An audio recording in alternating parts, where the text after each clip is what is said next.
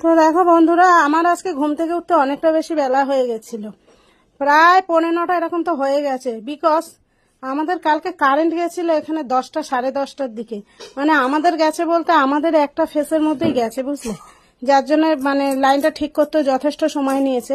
রাত্রির 1টা 2টো অবধি, আর কালকে যে কি পচা গরম পড়েছিল।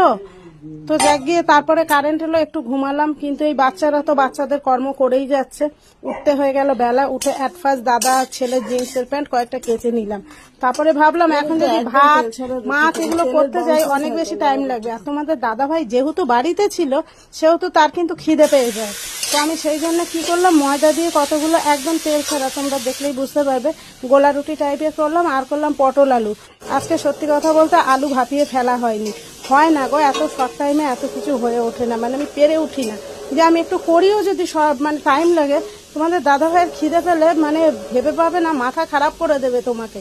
যার জন্য ও ঘুমাচ্ছিল তখনই আমি এইটা, ওরা কিন্তু তখনও ঘুমিয়ে যাচ্ছে। তো আমি রুটি আলু পটলের তরকারি এই জিনিসগুলো করে নিলাম। এগুলো করতে করতে তোমাদের দাদা ভাইকে ডেকে দিলাম যে অন্য কোনো দরকারে যাবে না যাবে, ও তো এখান ওখান যায়। তো তোমার দাদা ভাই আস্তে আস্তে উঠলো, উঠে ওয়াশরুমে গেল। এদিকে আমি দেখো তরকারিটাও করে নিলাম। আর তার সঙ্গে সঙ্গে কিন্তু আমি আরেকটা কাজ করেছি। আমার আবার একটা বড় কাজ ছিল দোকানে যায়, যেটা আমি তোমাদের সঙ্গে শেয়ার করতে পারলাম না। তার কারণ কি জানো, হয়ে উঠলো না সময়। বাড়িতে এলাম, ইলিশ মাছ কাটলাম, চিংড়ি মাছগুলো পরিষ্কার করলাম। হ্যাঁ, এই যে চিংড়ি মাছ বা ইলিশ মাছের যে ব্যাপারটা, এটা কিন্তু সন্ধ্যের ব্লকে পেয়ে যাবে। এখন কিন্তু হয়নি এগুলো, বাট এগুলোর ফাঁকেই এই কাজগুলো আমাকে করতে হলো। দোকান থেকে অনেক দোকান আনলাম। আর তোমাদের তো বলেছি, যেই দোকানে আমি যাই প্রচুর বেশি টাইম লাগে, অনেক ভিড় হয়, অনেক ভালো দোকান, ভালো জিনিস, ভালো দাম, আর একদম কারেন্ট জিনিসগুলো পাবে। তাহলে যেখানে ভালো হবে সেখানে তো সবাই যাবে, তাই না? আর দামও একদম পারফেক্ট, 2 পয়সা কম পাবে বাট 2 পয়সা বেশি পাবে না, আর জিনিসগুলো একদম পারফেক্ট। তো তোমার দাদাকে আবার এই যে ওষুধের পালাটা না, ওরা কোনোদিন কিন্তু নিজেদের মতো ওষুধ নিয়ে খায় না। দাদাকে বললাম আমি ওষুধটা আনো, আমি দেই, পারতো নিজে খেতে, কিন্তু না, এই যে তাকে আবার আমাকে ওষুধটা দিয়ে দিতে হবে। আর হোমিওপ্যাথি ওষুধ তো 10-20 মিনিট আগে না খেলে প্রায় আধ ঘন্টা আগে খাওয়া উচিত। আর এদিকে দাদা ভাইয়ের ফোন এলো, আমি তোমাদের বললাম না ও বেরিয়ে যাবে। হ্যাঁ, বেরোতে হয়, না বেরোলো দেখো কাজের খোঁজটা পাবে কোথ দিয়ে, তাই না? তো যাকে আমি ওষুধটা দিয়ে বললাম যাও। হোমিওপ্যাথিক ওষুধ খাওয়ার পরে কিন্তু সাধারণত দাঁতও ব্রাশ করতে নেই, বাট কি বলবো বলো, এবার ও দাঁত ব্রাশ করতে যাচ্ছে। দাঁতটা ব্রাশ করে নেওয়ার পরে, ওষুধ খেয়ে দাঁত ফাত ব্রাশ করে নেওয়ার পরে আমি ওকে যথারীতি টিফিনটা দিয়ে দেবো।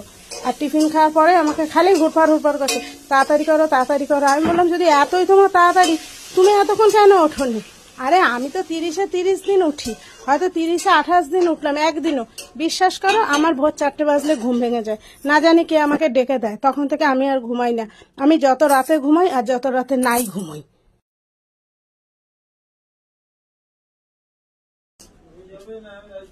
না না না, ও চালানো খেতে পারবে না, বেকার চালানো খেতে পারবে না।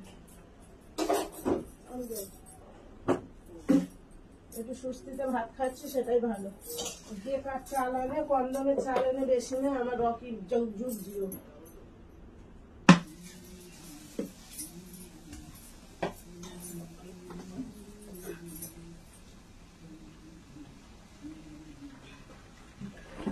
আর এদিকে যা গরম পড়েছে না, আমি কিন্তু একদম ফ্রিজে জল রাখা বন্ধ করে দিয়েছিলাম, বাট এখন 2-3 দিন ধরে কিন্তু ফ্রিজে জল রাখতে হচ্ছে। আর তোমরা আমাকে দেখলে বুঝতে পারবে, আমি যেহেতু একটু বেলা অবধি ঘুমিয়েছি, যদিও ঘুমটা কম ঘুমিয়েছি, বাট এখন এত ফ্রিজের জল খাচ্ছি। আর আমি মাঝরাতে উঠে স্নান করেছি, আমার চোখ মুখ ফুলে পুরো আলুর দম হয়ে গেছে।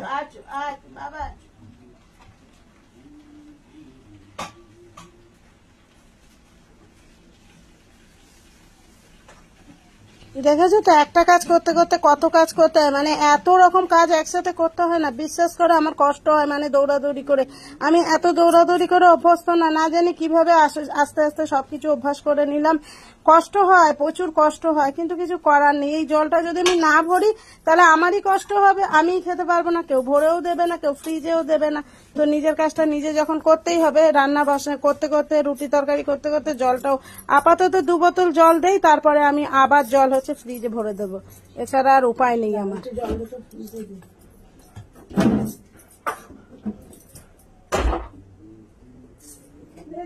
পায়ের কাছে দাঁড়িয়ে থাকে, আমাকে এক্ষুনি আমি উল্টে পড়তাম।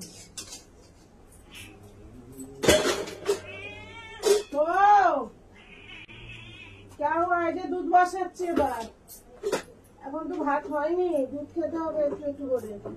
কড়াইতে কোথায় রাখবো আমি? মা কই মা?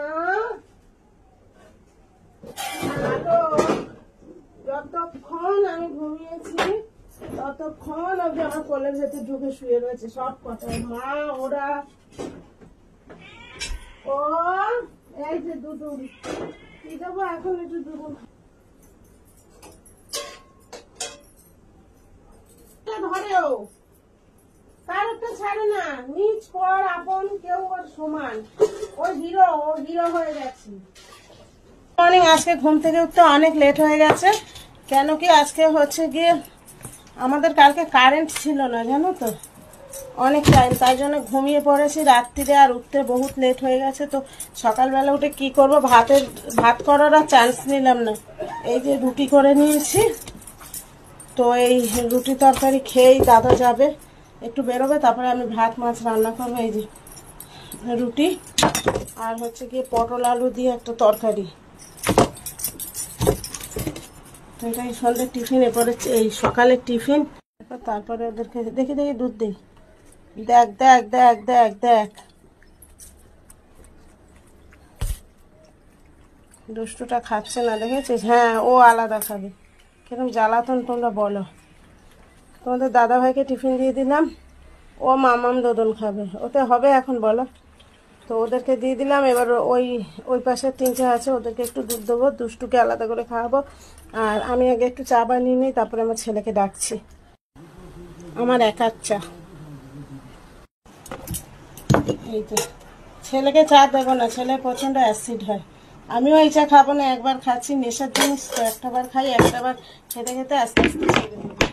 বেড়ালগুলো যে মুহূর্তে দুধ খাওয়া ছাড়বে আমার চা খাওয়াটাও চলে যাবে। কেন জানো তো, লোভী মানুষ তো, দুধ ঘরে থাকলেই মনে হয় নেবে।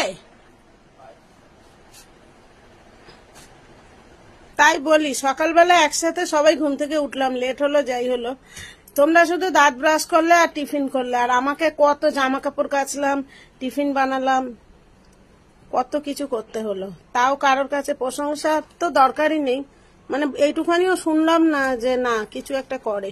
সাইকেল নিলে, বাইক নিলে না, পরে যেন মানুষ যদি হই, বেটা ছেলে হয়ে জন্মগ্রহণ করি, খাবো দাবো, বেরিয়ে যাবো, কাজ করব, বাইরে কোনো হেডেক থাকবে না সংসারের।